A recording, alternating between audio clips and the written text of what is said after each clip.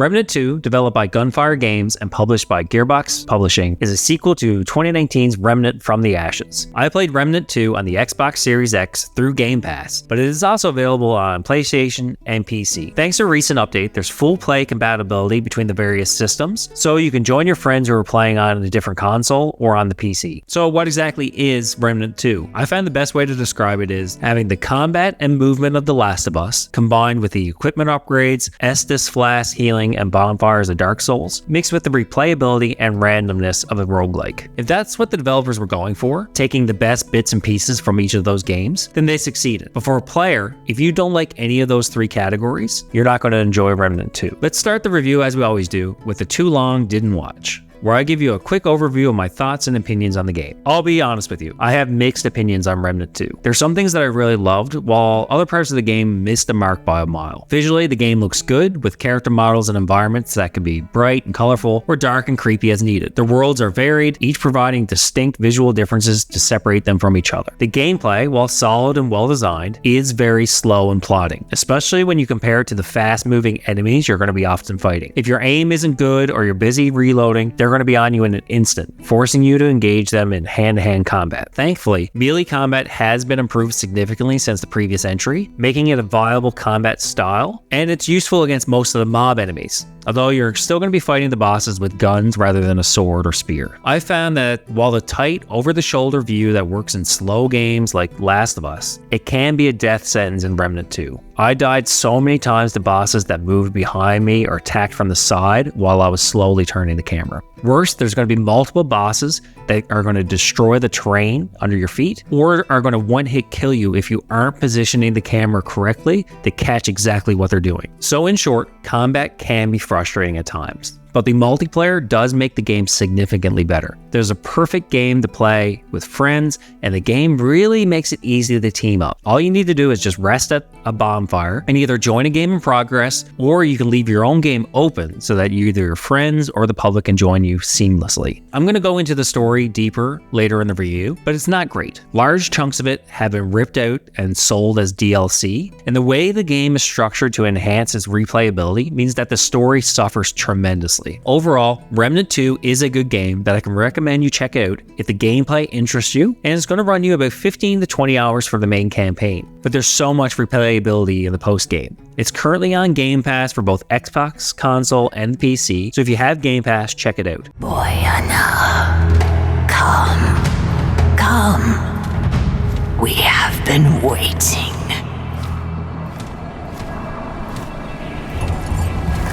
That's far enough. Axeldeck. It stands before the eternal Empress, mistress of the Red Court, favored of the Thane. Yet it is nothing. Since we already talked about the graphics in the TLDW, I won't really touch on them again, just to say that the game isn't going to really blow you away graphically, although it does have some really interesting things in some of the maps. On the technical side, it ran pretty well on the Xbox Series X. I had it focused on balance rather than the quality or performance setting. It had a consistent frame rate without any of the major blurring that you usually get when the action heats up on other games. I will say that I did have a few crashes and FPS drops, but that was nearly always having to do with the network rather than the game itself. If you're playing online, even solo with the option of people dropping in, there are times when the game will stutter. That's usually a signifier that somebody's joining or leaving your game. You're the Andrew Ford who first touched this crystal. Did he ever come back? The story of Remnant 2 is not great. I'm going to give as few spoilers to the story as possible when I'm discussing it. But if you are worried about any spoilers and you're worried about me, ruining the story for you, let me assure you that it's not going to matter in the slightest. I could tell you with detail exactly what happens in this game, and you're going to be just as confused about it as I am. The biggest problem with the story is that large pieces of it are missing. Characters are introduced throughout the narrative and then never seen again. Presumably, they're going to reappear either as DLC or in a sequel, or they're going to be relegated to being a simple vendor. The story problems stem from the fact that Remnant is meant to be played multiple times, each with a different path through the story. But unlike another game that requires multiple playthroughs to piece together everything, like for example, Nier Automata or Armored Core 6, Remnant doesn't make any effort to ensure that you pick up pieces you missed on your subsequent playthroughs. So the story of Remnant 2 is very simple. You're a traveler, which everyone is going to call you that throughout the game, who is a person surviving in the post-apocalyptic wasteland of Earth in search of Ward 13. It's a place of safety against the Root, which is like a sentient virus or plague or plant thing that makes monsters, but it also infects people. So think of the spores from Last of Us, except they don't make zombies, they make plant monsters, and people just really die or get infected and just join it. Joining you on this trip is Cass, a friend who is helping you find the ward and is also suffering from some kind of sickness. Along the way, you're going to be ambushed by root monsters, and you're taken to the ward by Bo and Clementine. At this point, everyone in the game doesn't matter, except for you and Clementine. Cass is taken away to be treated. You don't see her again for most of the game. And when she does come back, she's just a vendor who couldn't give two shits about you exploring the universe. Bo, the other guy who saved you, he's the mayor or leader of Ward 13 or something, and he doesn't matter at all either, except that he might be in love with Clementine, I don't know. Then there's Ford, who founded Ward 13 over 100 years ago, and like Clementine, is over 100 years old, but doesn't really look it. Why? I have no idea, and the game didn't really care to tell me. You follow Ford to a crystal, he touches that crystal, and then he proceeds to disappear out of the rest of the game. Presumably, he's going to reappear in either an on-release DLC or in the sequel. Clementine, the person that I just met who has powers that I don't understand, she gets sucked into the crystal, and apparently I need to find her for some reason. Helping me on the journey is no one, because no one in Ward 13 cares that Ford, Clementine, and I are gone. It's at this point that the story becomes fractured because of the way it's structured. You can travel to one of 3 new worlds, but it's completely random which one you start at. You could go to the creepy forest filled with satyrs and murderous plants, or a sci-fi, desolate planet-sized spaceship on the edge of a black hole that's filled with the remnants of an advanced society,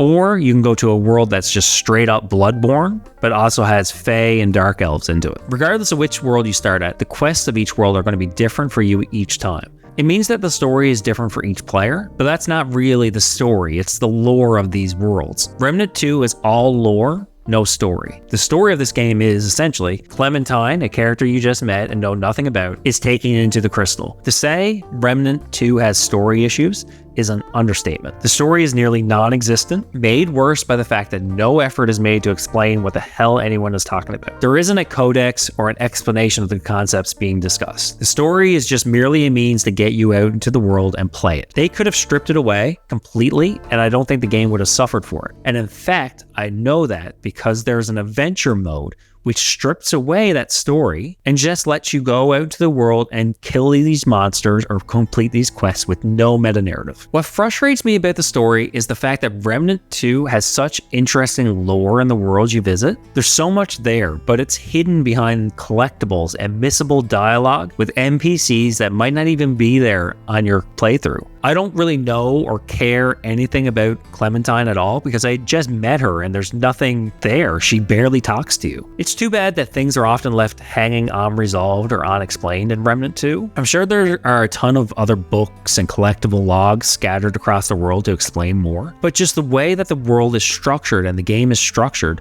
they're so easily missed.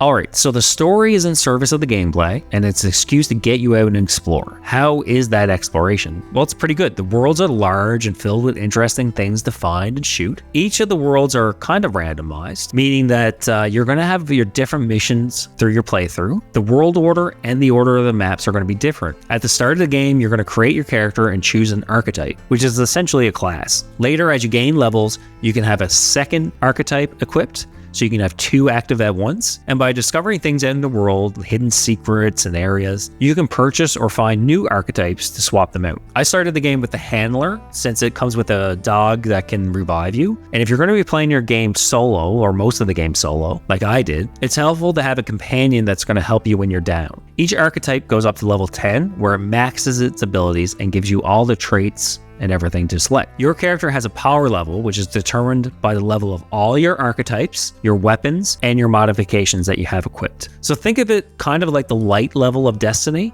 It's not determined by XP like it is in Dark Souls, but by a combination of the XP you put into your archetypes and the level of your upgrades of your weapons. When you enter a new map, that map is going to scale to your power level. So if you're power level 3 and you enter an area, it's either going to be a level 3 as well, or it's going to go up to say level 5 or 6 depending on the difficulty, allowing you to still gain XP and find it challenging. This is where the difficulty comes into play. There are 3 to choose from. There's Survivor, Veteran, and Nightmare. Or, as I would call it, Normal, Too Hard, and just don't even bother with it. Survivor is plenty difficult, leading to a few situations where you're going to be mowing down enemies with ease, and then you're going to die a lot to a boss or a mini boss. So if you're finding the game too easy on Survivor, keep it on that difficulty for a little while, just to make sure that you don't pump it up to, say, Veteran or Nightmare too quickly, because you will come up to gatekeeping bosses. I played the entire game on Survivor, and I died at least 50 times. Although a lot of those deaths were to boss mechanics that were not fair, in my opinion. There is a large portion of get good in this game, but there is also a lot of work within the limitations of this game. The scaling is perfect if you're having a lot of trouble with a boss. Several of them have big difficulty gaps, particularly the last boss of the campaign, which is going to be like hitting a brick wall for a lot of people, since it introduces a lot of mechanics that weren't present in the rest of the game, and it's a big difficulty spike. I won't spoil much of it. I went into the last boss at level 11, and then the map was scaled to level 14. Then I proceeded to die for about 20 attempts, both solo and multiplayer, before I finally decided to just stop and then go and grind levels and come back, where I did it again at level 17, and the map stayed at level 14 because it scales to the first time I entered that area. Now let's talk about the campaign and adventure mode. You start the game in campaign mode, where it's that story that I talked about, and you progress through the game's random world order in search of Clementine. But adventure mode is the way I think that the game should have been created, and I think the developers understood that, and that's why adventure mode exists. Adventure mode strips out that meta narrative, leaving you free to explore the 3 worlds and hunt down the bosses and do all the dungeons however you want. You get to choose which world you go to. If you're playing the campaign and the adventure mode and you either come up to an area that you can't complete, or you just don't like the mission selection that they gave you, you can re-roll both the main campaign and the adventure mode. So if you're hoping to fight a boss and you missed it that first time, you can just re-roll the adventure mode if the game didn't give you that boss, and then you just go out there and do it. This lets you play the same area repeatedly to grind for XP or needed material, or if you just really like a certain world or you missed something. Remnant 2 is a really great game if you focus on its gameplay and replayability rather than its story. In my opinion, they should have just went full roguelike and stripped out the story completely, leaving it as the adventure mode instead of the campaign. It makes for a great game if you want to play with friends, or even just randoms with its quick joining of multiplayer matches. Remnant 2 is on Game Pass, and I encourage everyone to check it out there if you have access to Game Pass. If not, I would wait to pick this up on sale rather than pay the full price. Thanks for watching. I really appreciate all the comments and likes. Make sure to subscribe if you're looking for more content,